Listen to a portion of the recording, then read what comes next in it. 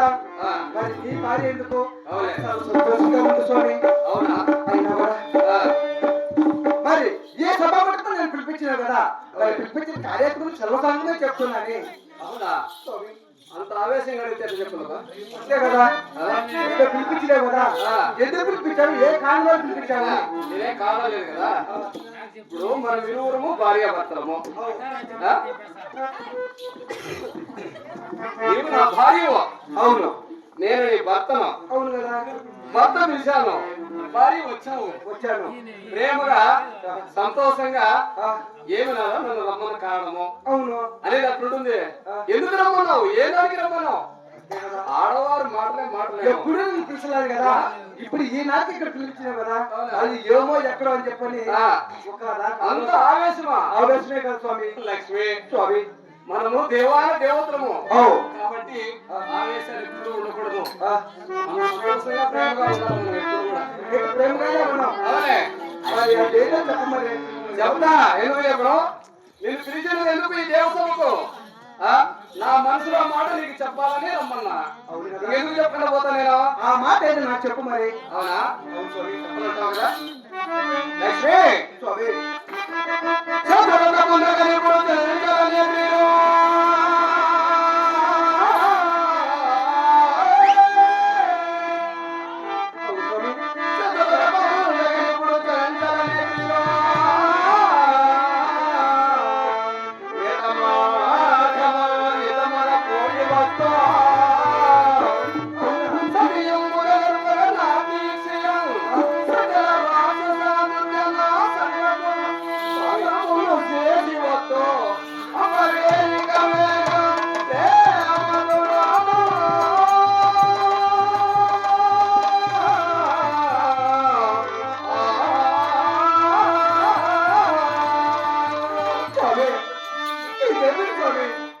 ఇంకా ఏదో అనుకున్నాను. అవునా? అయినా లక్ష్మి స్వామి ఏమి లేదు. ఇలా ఉత్తర భాగంలో కొల్లాపురి గట్లు ఉన్నాయా? ఉన్నాయి కదా.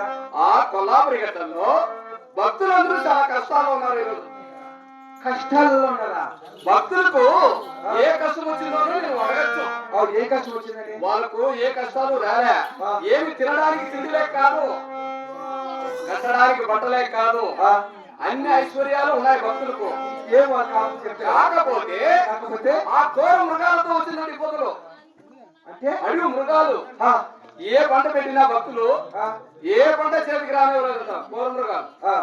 ఆ మృగాల బారికి తట్టుకోలేక చూడు ఆ దేవుడికి ఏం చెప్పుకుంటే మన కష్టాలు తీరిపోతాయేమో అన్నట్లుగా భక్తులందరూ పరిగెత్తుకుంటూ నా దగ్గరకు వచ్చారు. ఈరోజు నా దగ్గరికి వచ్చారు. ఇప్పుడు ఓహో అంటే ముందు వచ్చారు నా దగ్గరికి. స్వామి మృగాలు సవరించుతారా? అవును. కాపాడని చెప్పండి. అంటే వాళ్ళు చూసి నా మనసు చెల్లించింది. ఎందుకో ఇంతమంది భక్తులు వచ్చారని నా దగ్గరికి ఈరోజు ఏ కారణంతో వచ్చారని అడిగాను. అడిగితే ఏమి లేదు స్వామి, మా కష్టాలన్నీ కూడా కోర మృగాలతో ఏ పంట పెట్టినా కూడా చేతికి రానివ్వడం లేదు. ఆరు తోటలు, మునగ తోటలు, చెరుకు తోటలు, పరింద తోటలు, అరటి తోటలు, టమాటా తోటలు, మామిడి పంటలు, శనగ పంటలు ఇవన్నీ నాశనం చేస్తున్నాయట. అట్లయి నా దగ్గరికి వచ్చినప్పుడు భక్తులు కష్టం వచ్చింది, కాపాడాల.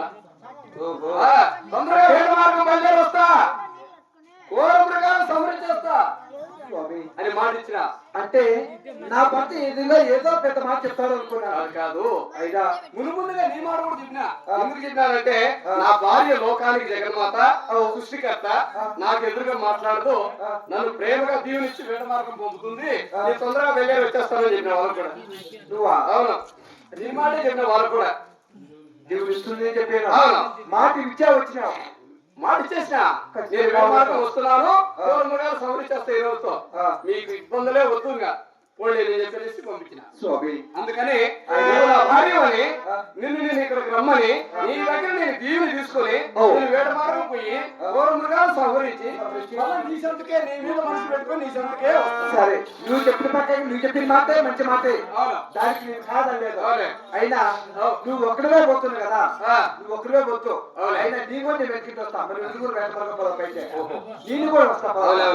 అది కూడా మంచి మాటే కదా. అంతే కదా. మొత్తం కూడా ఎలా పంపిస్తా పంపించదు నేను కూడా నీ వెంట మార్గం వస్తా నీకు తోడుకు నేను వస్తా అవును ఇద్దరు కలిసి నువ్వు తిరుక్కొని వస్తాం అంటే నువ్వు ముందు వేటాడుతా పోతే నీ వెనక నేను వేటాడుకుంటా వస్తా అవునా అవును స్వామి చూడు నువ్వు మామూలు మనిషివి కాదు నువ్వు లోకానికి జగన్మాత అవును ఆ వైకుంఠపురంలో ఎలా ఉండేదానివి ఎలా ఉండేదానివి భక్తులతో పూజలు అందుకుంటూ సంతోషంగా ఉండేదానివి ఉంటాము నీకెందుకు శ్రమ నీకెందుకు అంత కష్టమైన పోతున్నది ఘోర అరణ్యం అది అవునా ఆ మామూలు అరణ్యం కాబట్టి 80 లక్షల జీవరాశులు ఉండే ఘోర అరణ్యం అది ఎలులు పుల్లులు కండ వేరుండ పక్షులున్న ఆ ఘోర అరణ్యం ఆ అరణ్యంలో నేను ముందు చూపులో పోతాను నువ్వు ఏలికి వస్తానా లేదా నేను చూస్తానా రాలేవు ఎందుకంత నీకు శ్రమ మనోళ్ళే అంటే కొత్త కాదు వీళ్ళంతా మనోళ్ళే కరెక్టే కరెక్టే పూజ చేస్తారు నువ్వు చెప్పిన మాటగా కరెక్టే అంటే ఇటువంటి భక్తులు వస్తారే గయాత్రుల్లో నువ్వు పూజ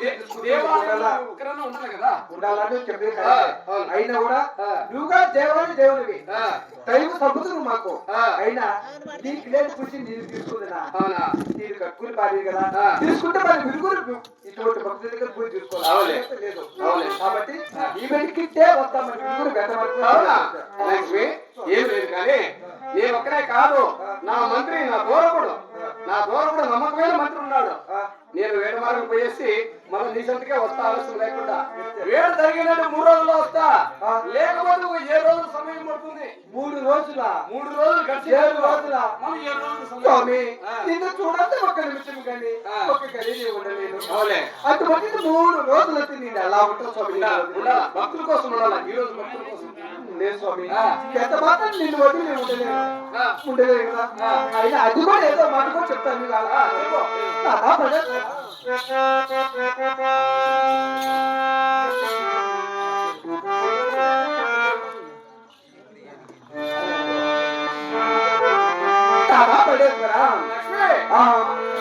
దేవాతి దేవా